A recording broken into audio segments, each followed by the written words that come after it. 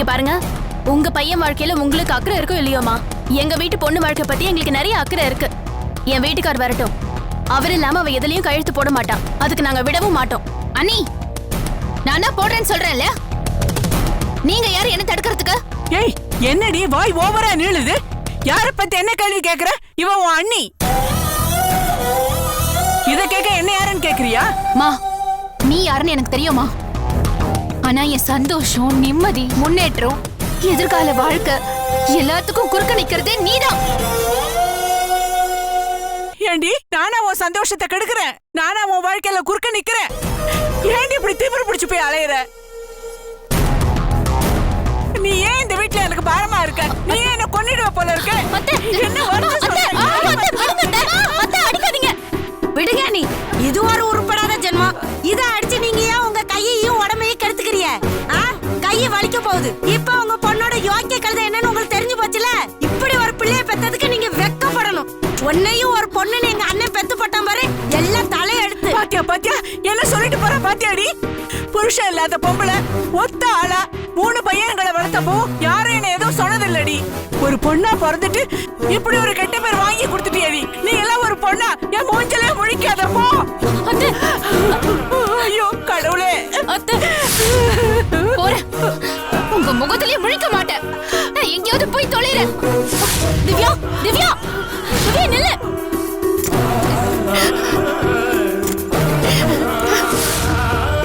திவ்யா, நீ என்ன பண்ற திவ்யா? அவங்க தான் அவசரப்பட்டு பேசிட்டாங்கன்னா நீ எதுக்கு தேவையில்லாத வெள்ளம் பண்ணிட்டு இருக்க? திவ்யா, நான் சொன்ன கேளு திவ்யா. விடு, உங்க அண்ணன் வரட்டும். விடுங்க அண்ணியா.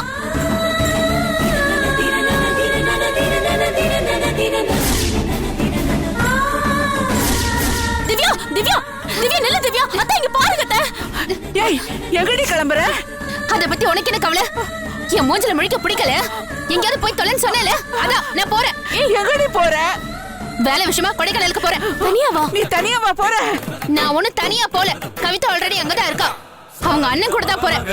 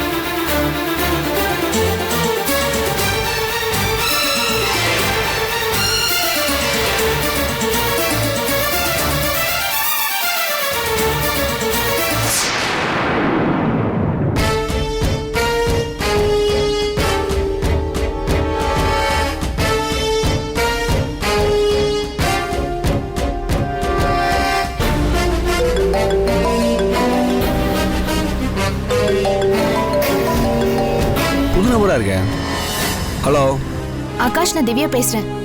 சொல்லுங்க திவ்யா. நீங்க எங்க இருக்கீங்க ஆகாஷ்? நான் கொடைக்கானல் போயிட்டு இருக்கேன். நானும் வரேங்க.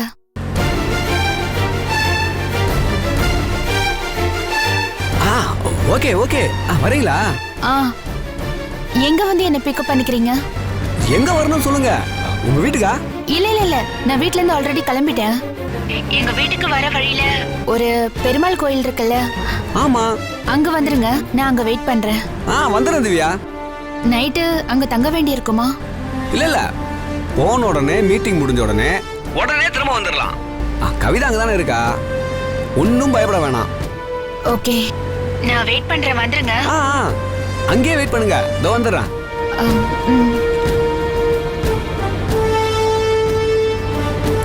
அண்ணா, நீங்க வண்டி இந்த பக்கம் திரும்பிக்கங்க. சரிப்பா.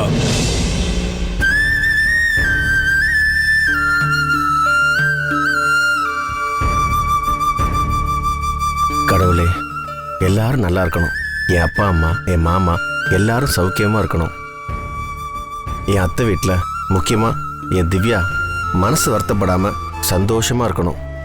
நான் அவ பக்கத்துல இல்லை, அதனால நீதான்ப்பா அவளை காப்பாற்றணும். கோர்ட்டு தீர்ப்பு கூடிய சீக்கிரம் திவ்யாவுக்கு சாதகமா அமையணும். கந்தா, கடம்பா, கதிர்வேலா, மற்றபடி எல்லாம் வழக்கமான வேண்டுதல் தான். சென்னையில் வெயில் கம்மியாக இருக்கணும். அட்சய திருதைக்கு எல்லாரும் நகை வாங்கணும்.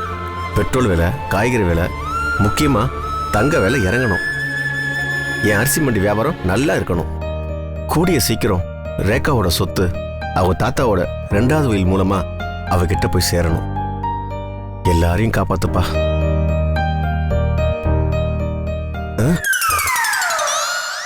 என்ன என்ன வேண்டுதல் இது? நீ பிரார்த்தனை பண்றியா இல்ல பேப்பர் நியூஸ் படிக்கிறியா? ஏமாமா அப்படி சொல்லிட்டு இருக்க? இல்ல தங்க விலை பெட்ரோல் விலை எல்லாம் இறங்கணும்னு இதெல்லாம் அவன் சாமி கிட்ட வேண்டிக்குவாங்க. இனிமே பேப்பரே வாங்க வேண்டாம் போல் இருக்க. எதுக்கு தண்ட செலவு? நீ சாமி கிட்ட வேண்டறப்போ உன் பக்கத்துல வந்து நின்னா போதும். நாட்டு நிலவரத்தை 8 மணி செய்திகள் மாதிரி கரெக்டா தெரிஞ்சுக்கலாம். இங்க பாரு, அடுத்தவங்க டைரியை படிக்கிறதும் அடுத்தவங்க பிரார்த்தனை கேட்கறதும் மகா பாவம். இந்த 2 விஷயத்தை விட சுவாரஸ்யமான விஷயங்கள் இந்த உலகத்துல எவ்வளவோ இருக்கு. 2 கழுத வயசாச்சு, சாமி கும்பிடுறது எப்படின்னு தெரியுதா என்ன உனக்கு? சாமி கும்பிடுறதுன்னா என்ன மாதிரி டீசென்ட்டா கும்பிடணும். எப்படி? இரு, இப்படி வா. இப்படி இப்ப பாரு நான் எப்படி கும்பிடுறேன்னு. முருகா, நானாவது அரிசி மண்டிக்கு வேலைக்கு போய்கிட்டு இருக்கேன்.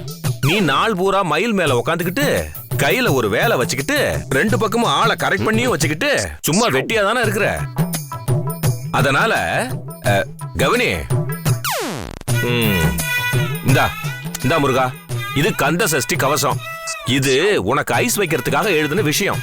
இத உனக்கு நேரம் கிடைக்கிறப்ப நீயே படிச்சு நல்லா தெளிவா புரிஞ்சுக்க. என்ன? அப்படியேவும் எனக்கு என்ன வேணும்னு இதுல ஒரு லிஸ்ட் போட்டு எழுதி வச்சிருக்கிறேன். இத படிச்சு அப்பப்ப நிறைவேத்து. அவ்வளவே தான். Thank you Thandapani. see you tomorrow. bye bye. பாத்தியா, பிரார்த்தனைன்னா இவ்வளவு டீசென்ட்டா இருக்கணும், இவ்வளவு சீக்கிரட்டாவும் செய்யணும். புரியுதா? நான் ஏதாவது பேசுறதுக்குள்ள மரியாதை கிளம்பி வந்துரு. காலங்காத்துல உயிர் எடுத்துக்கிட்டேன். சரி, என்ன முருகா எப்படி பேச போறான்? ஆமா, நான் கடை போயிட்டு வந்துடுறேன். நின்னுட்டு தானே இருக்கிறோம். நேத்தே உங்ககிட்ட ஒரு விஷயம் சொல்லணும்னு நினைச்சிட்டு இருந்தேன். நீங்க வேற டயர்டா வந்து படுத்திய, தொந்தரவு பண்ண வேண்டாமேன்னு விட்டுட்டேன். இப்ப கோயில் போயிட்டு வந்திருக்கேன். இந்த நல்ல வாயால இந்த விஷயத்த சொல்லணும்னு நினைச்சிட்டு இருந்தேன். அதுக்குள்ள நீங்க எங்கேயோ கிளம்புறீங்களே. அம்மா, கொஞ்சம் அவசரமா போகணுமா? சரி, உப்புமா கிளறி வச்சேன்னு சாப்பிட்டியா? ஐயோ, அதுக்கு பயந்துகிட்டு தானே இவ்வளவு அவசரமா ஓடிக்கிட்டு இருக்கிறோம். நீ ஒரு 10 நாள் பட்டினி போட்டேன்னு வச்சுக்கேன், நீ ஒழுங்குக்கு வந்துருவா. சும்மா விளையாட்டுக்கு சொன்னேன். ஒரு நல்ல இடத்துல இருந்து சம்பந்தம் வந்திருக்கு. உனக்கு பொண்ணு கொடுக்கறதுக்கு அந்த குடும்பமே தயாரா இருக்கு. அம்மா, ஏற்கனவே நான் மன வேதனையில இருக்கேன். இந்த நேரத்துல நீ வேற சம்பந்தம் ஏதாவது கொண்டு வந்தேன்னு வையே, அப்புறம் நான் கொலைகாரனா மாறிடுவேன். நிறுத்துடா, சும்மா பட்டுக்கிட்டு. எனக்கு ஒரு மருமகன் வேணும். எல்லாத்துக்கும் மேல எனக்கு ஒரு பேரப்புள்ள வேணும். இந்த வம்சம் இதோட முடிஞ்சிடணும்னு நினைச்சிட்டு இருக்கியா? இந்த பரம்பரையே மொட்டை பரம்பரையா போயிரும்டா. அதானே? என்னடே, உன் வம்சம் விருத்தியாக வேண்டாமாடா? அக்கா சொல்றது கரெக்ட். இந்த விஷயத்தை பொறுத்த வரைக்கும் அக்காவுக்கு தான் நான் ஃபுல்லா சப்போர்ட் பண்ணுவேன். மாமா, அதெல்லாம் யோசிக்க டைம் இல்ல. இப்போ என் விவாகரத்து விஷயம் கோர்ட்ல போயிட்டு இருக்கு. இது முடிஞ்சதுக்கு அப்புறம் மத்தெல்லாம் யோசிக்க முடியும். அப்போ கோர்ட்ல விவாகரத்து வழக்கெல்லாம் முடிஞ்சதுக்கு அப்புறமா கல்யாணம் பண்ணிக்கிறேங்கிற, அப்படித்தானே? மாப்ள, அக்கா கேக்குறாங்கல்ல, பதில் சொல்லு. அது முடியாதுமா. அப்படின்னா திவ்யா தான் எனக்கு ஒரே பொண்டாட்டிமா. வாழ்ந்தா அவ கூட தான். அவ என்னை விட்டு பிரிஞ்சு போனா கூட நான் காலம் பூரா பிரம்மச்சாரியாவே இருப்பேன். ஆனா இன்னொரு கல்யாணம் பண்ணிக்க மாட்டேன். அப்புறம் எதுக்குடா கோர்ட்டு கேஸ்னு சும்மா அலைஞ்சிட்டு இருக்க? எல்லாம் உன் வாயை மூடத்தான். கல்யாணம் பண்ணா நீ கொலைகாரன் ஆயிருவ. நான் பார்த்த பொண்ண நீ கட்டலன்னு வச்சுக்கேன், நான் கொலைகாரி ஆயிருவேன். என்னம்மா உன்னோட பெரிய ரோதனையா போச்சு? எனக்கு கல்யாணம் வேண்டாமா? எனக்கு என் பேரன் எடுத்து கொஞ்சணும்டா. அதெல்லாம் வாரத்துல இருந்து கிடைச்சிருமா இல்ல கவர்மெண்ட் ரேஷன் கடையில எனக்கு பேரை வேணும்னு எழுதி கொடுத்தா கொடுத்துருவாங்களா? என்னம்மா காமெடி பண்ணிட்டு இருக்க? எனக்கு இருக்கிறது நீ ஒரு பிள்ளை தானடா. நான் வேற யார்கிட்ட போயிட்டா கேட்க முடியும்? இங்க பாரு, நல்லா தெரிஞ்சுக்க. இவ்வளவு நாளும் உன் தாவங்கட்டை பிடிச்சு கொஞ்சம் சுந்தரி மட்டும் தான் நீ பாத்துருக்க. ஒரு கண்டிப்பான அம்மாவை இன்னும் நீ பார்த்தது இல்லல. உன்னை எப்படி மனவரையில போய் உட்கார வைக்கிறதுன்னு எனக்கு நல்லாவே தெரியும். என்னம்மா இப்படிலாம் பேசிட்டு இருக்க? வேற எப்படிடா பேச சொல்ற? நீ ஆசைப்படுறேன்னு சொல்லிட்டு அந்த திவ்யாவை நாங்க என்னமோ நாடகம்லாம் நடத்தி உனக்கு கட்டி வச்சோம். அதனால என்ன அசிங்கப்பட்டோன்னு எனக்கும் என் தம்பிக்கு மட்டும்தான் தெரியும். உனக்கு எதுவும் தெரியாதுல்ல.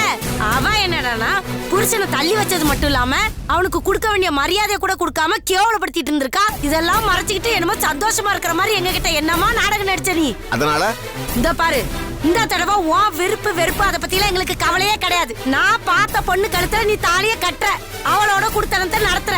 நீங்க 2 பேரும் சேர்ந்து ஒரு பிள்ளைய பெத்து கொடுக்குறியா? நான் என் பேரனை கொஞ்சறேன். உனக்கு கொஞ்சத்துக்கு ஒரு பேரன் தானே வேணும். எனக்கு தெரிஞ்ச அநாத ஆசிரமம் பக்கம் போறேன்னு சொன்னேன்னு வச்சுக்கைய, உன் கைய கால உடைச்சு விடு. யாரோ பெத்து போட்ட பிள்ளைய கொஞ்சற அளவுக்கு எனக்கு மனசுல சக்தி கிடையாடா. அக்கா என்னக்கா இது? உன் மூஞ்ச உடைச்சு விடு. நீ என்ன அவனுக்கு சப்போர்ட் பண்றியாங்க? சேச்சா அப்படியெல்லாம் ஒண்ணும் இல்லக்கா. அப்படியெல்லாம் நடக்க விட மாட்டேன்னு சொல்ல வந்தேன். இங்க பாருடா, உன் மருமவன்ட்ட சொல்லி வை. ஒரு நல்ல இடத்துல இருந்து சம்மந்தம் வந்திருக்கு. அந்த பொண்ணு வீட்டுக்காரங்க ராசாவுக்கு பொண்ணு கொடுக்க சம்மதிச்சிட்டாங்க. யார் அவங்க? யாருன்னு தெரிஞ்சு முன்னாடியே கலைச்சு விடுறதுக்கு பிளான் பண்றியா? யாரோ வந்துட்டு போறாங்க. நம்ம திவ்யா கோர்ட்ல கேஸ் முடியறதுக்கு முன்னாடி பிரச்சனை பண்ண மாட்டானா, இப்பவே கல்யாணத்தை வச்சுக்கலான்னு வேற சொல்லிட்டாவ. அம்மா இதெல்லாம் ரொம்ப அநியாயமா? இந்த பாரு, நியாயம் அநியாயம் இதெல்லாம் பாக்குற நிலைமையில நான் இல்ல. நியாயத்தை பார்த்து நான் ரொம்ப பட்டுட்டேன். அதனால கொஞ்சம் அநியாயம் பண்ணலாம், ஒண்ணு தப்பு இல்ல. ஏவா திவ்யா வீட்ல அப்ப வீட்டுக்கு போய் அவகிட்ட கேட்டுட்டு தான் வாரேன். அந்த அம்மா என்னடானா, என் புருஷன் ஒரு கல்யாணம் என்ன 9 கல்யாணம் வேணாலும் பண்ணிக்கிறட்டும், எனக்கு அதை பத்தி எந்த கவலையும் இல்லைன்னு சொல்லிட்டா. இனிமேல் அவ பின்னாடி போய் அலைஞ்சுக்கிட்டு இருக்காத சொல்லிவிட்டேன். இந்த பாரு, நீ என் புள்ள, என் பேச்ச கேட்டுக்கிட்டு என் கூட பொண்ணு பார்க்க வார. மாமா என்ன உன் அக்கா அப்படி பேசிட்டே இருக்க, நீ பார்த்து வேடி பார்த்துட்டே இருக்க? ராஜாக்கு விருப்பம் இல்ல, அவன் நாளைக்கு வர மாட்டான்னு உங்க அக்கா கிட்ட சொல்லிட்டு வா, நான் வெளியே வெயிட் பண்ணிட்டு இருக்கேன். சொல்றேன் மாப்பிள்ள சொல்றேன். ஏய்யா ஏய்யா, ஏக்கா அவன் தான் அவ்வளவு தூரம் கரெக்டா சொல்றான்ல, விட்டு தொலைய.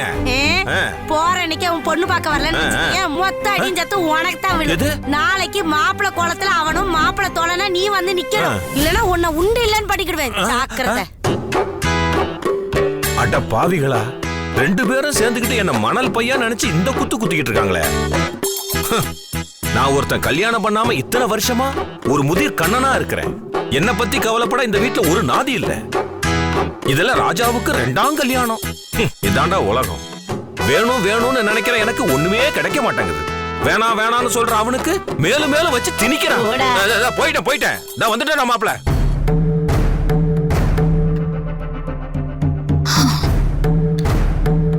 ஐயோ, இவர் வரத்துக்கு ஏன் இவ்வளவு லேட் பண்றாரு? எல்லாரும் ஒரு மாதிரி பாக்குறாங்க.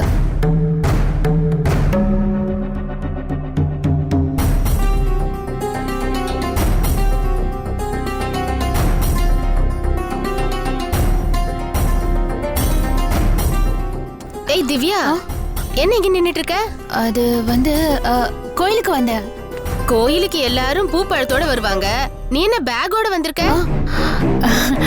அது பூ பழம் தேங்காய் எல்லாமே இந்த பேக்ல தான் இருக்கு. அப்படியா? அதெல்லாம் இப்ப பேக்லயே கொண்டு வராங்க? அது அக்கா, வர வழியில பார்த்தா சிலிண்டர்காரன் உங்க வீட்டு வாசல்ல நின்னு கத்திட்டு இருந்தான். ஐயோ, சிலிண்டர் வந்துருச்சா? ஆமா. சரி சரி. நான் பேக்கோட வரேன் இல்ல பேக் இல்லாம வரேன். இவங்களுக்கு என்ன வந்துச்சு, பேசாம போக வேண்டியதானே? அடுத்தவங்க பிரச்சனையை பாக்குறதே இந்த பொம்பளைக்கு வேலையா போச்சு. கேஸ் காரனும் வரல, ஒருத்தனும் வரல. நல்லா ஓடட்டும். இவரு வேற இன்னும் வரல. மாப்பிள்ள சீக்கிரம் மாப்பிள்ள, வெயில் பாரு பின்னி எடுக்குது பாரு. எடு சீக்கிரம் கிளம்பு.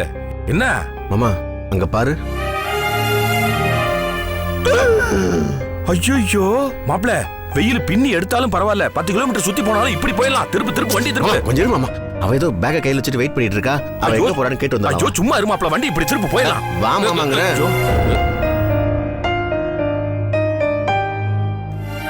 திவ்யா எப்படி இருக்க? எங்கேயோ கிளம்புற மாதிரி தெரியுது. எங்க போற? போறப்பவே எங்க போறேன்னு கேட்டுட்டியா? போன காரியம் உருப்பிட்ட மாதிரி தான். இல்ல, நான் வேணா ஆட்டோ பிடிச்சிட்டு வரட்டுமா? ஏன் அம்மாவும் பிள்ளையும் என்ன நிம்மதியாவே இருக்க விட மாட்டேங்கிறீங்க? என் வாழ்க்கையவே நரகமாக்கி வச்சிட்டீங்க. நீங்களாம் உருப்பிடவே மாட்டீங்க. ஏமா என்னம்மா அது, கோயில் வாசல்ல நின்னு இப்படி சாபம் விடுற? பின்ன இவங்க அம்மா என் வீட்ல வந்து என் உயிரை எடுக்கிறாங்க, இவரே ரோட்ல வச்சு உயிரை வாங்குறாரு. நான் என்னதான் செய்யறது? ஐயோ, இவங்க அம்மா உங்க வீட்டுக்கு வந்தது எங்களுக்கே இப்பதாமா தெரியும். ஆமா, என்னமோ ராஜா எத்தனை கல்யாணம் வேணா பண்ணிட்டு போட்டோம், எனக்கு அதை பத்தி கவலை இல்லைன்னு சொன்னியாமே, அதெல்லாம் நிஜமாமா? ஆமா நிஜம்தான். என்ன இம்சை பண்ணாம போய் தொலைங்களேன்.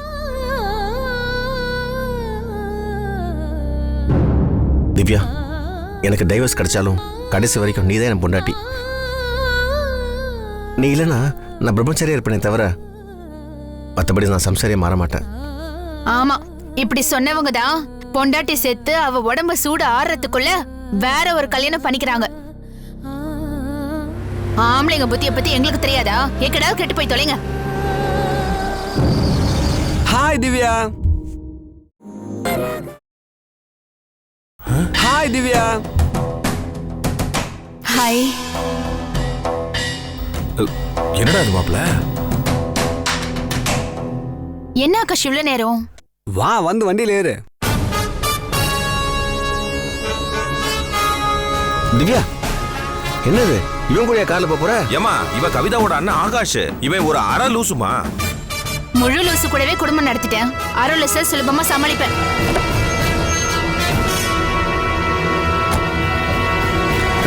திவ்யா, என்னமாமா இது? இவன் கூட பேக் தூக்கி போயிட்டு இருக்கா? எங்க போறன்னு சொல்ல மாட்டேங்கிறா?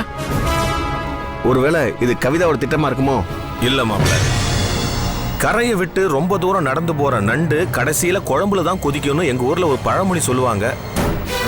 இந்த காரு, அரை லூசு, திவ்யாவோட பேகு இதெல்லாம் ஒண்ணா வச்சு பார்க்கும்போது திவ்யா ஏதோ ஒரு பெரிய சிக்கல்ல மாட்டி இருக்கிறான்னு நினைக்கிறேன். இந்த ஆகாஷ் பையன் இவளை எங்கேயோ கடத்திட்டு போறான்னு மட்டும் எனக்கு தோணுது மாப்ள. இதுல ஏதோ பெரிய சிக்கல் இருக்கு மாப்ள.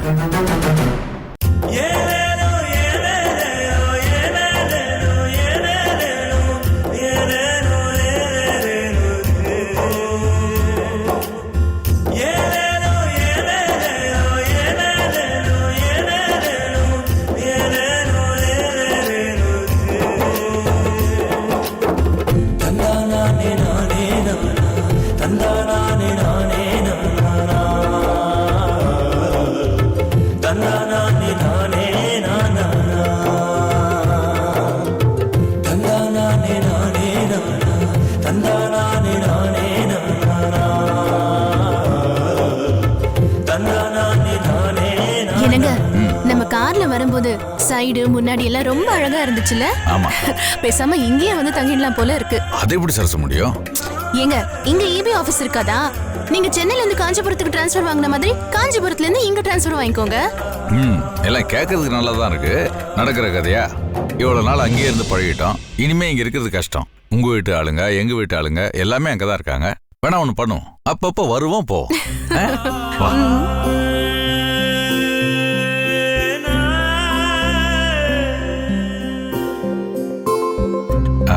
வணக்கம் மேடம். வாங்க சுப்பு சார். வாங்க மேடம்.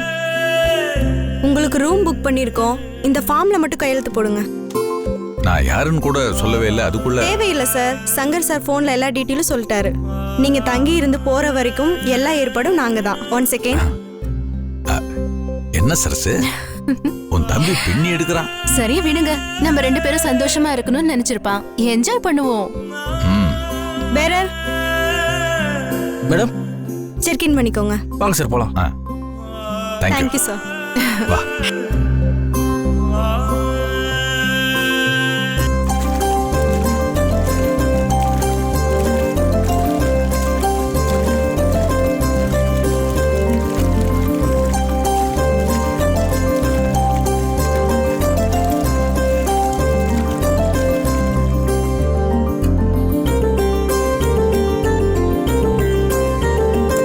நான் வரேன் சார். ஒரு நிமிஷம் இருங்க. Thank you sir.